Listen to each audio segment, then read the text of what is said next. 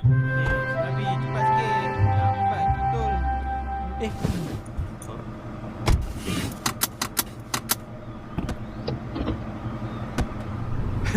mak aku mesti terkejut tengok korang ikut aku balik.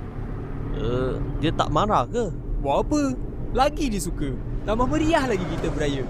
Lagi ramai lagi dah Hasnul, seronok. rumah kau jauh ke dari rumah Ismail? Tak adalah. Dekat je. Oh, bolehlah raya sekali nanti.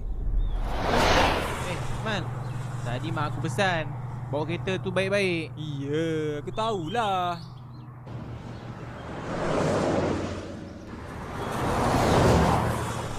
Tak sabarlah nak sampai kampung Ha? kau.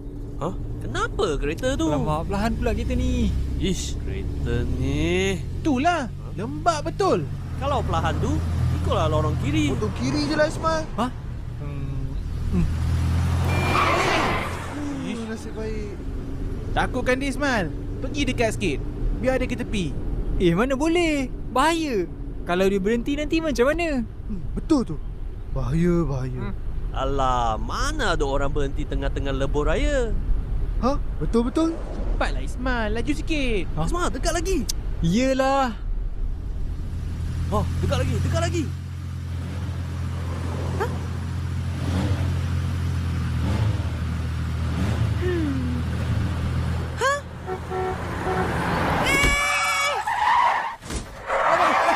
Jangan mengekori kenderaan terlalu rapat. Elakkan kemalangan. Alamak, macam mana ni? Macam mana lagi? Bayarlah. Kau lah ni Hasnul. Tak lari kampung dikejar. Pandu dalam jarak yang selamat. Ingat.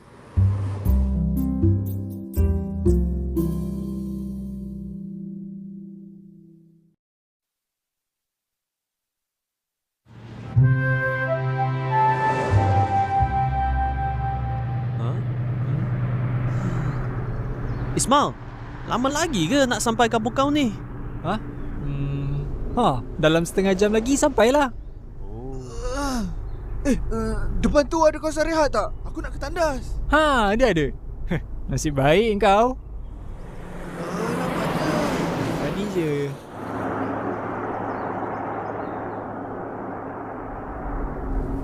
Wah, banyaknya kereta. Ish, jam dah pula. Ayah. Ke kemalangan? Alamak, kenapa pula ni? Ini mesti ada kemalangan. Ikut tepi aje lah. Aku dah tak tahan ni. Mana boleh? Itu kan laluan kecemasan. Nanti kena saman. Alah, bukannya ada polis. Wah, kau tengok. Semua kereta lalu situ. Kita ikut ajalah. Betul tu. Ikut tepi je. Rafi tak tahan dah tu. Alah, tolonglah Ismail. Cepat. Kan senang ikut tepi macam ni. Baru betul. Oh, Polis! Ni semua korang punya pasal. Siapa yang nak bayar ni? Siapa? Rafi. Rafi bayar. Rafi bayar. Bukan salah aku. Alah, cepatlah. Aku dah tak tahan ni. Membebel pula. Itulah akibat tak sabar. Tengok. Thanks for watching.